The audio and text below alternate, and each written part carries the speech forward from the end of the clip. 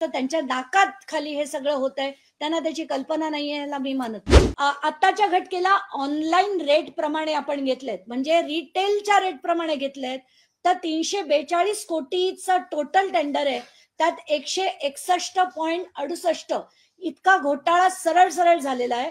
पण जर आपण बल्क रेट पकडले, तर माझा असा अंदाज आहे की कमीत कमी 70% भ्रष्टाचार झालाय आणि 70% जे आहेत शेतकऱ्यांचे त्यांचे पैसे गेलेले आहेत या एकाच टेंडरमध्ये.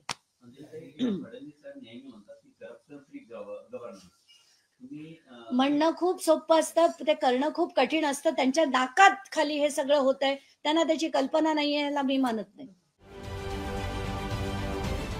महाराष्ट्रातील सर्व बातम्यांचे विश्वासार्ह व्यासपीठ. सकाळच्या सर्व सोशल मीडिया प्लॅटफॉर्मला लाईक, फॉलो आणि सबस्क्राईब करा. तसंच सर्व नोटिफिकेशनसाठी बेल आयकॉन प्रेस करायला विसरू नका.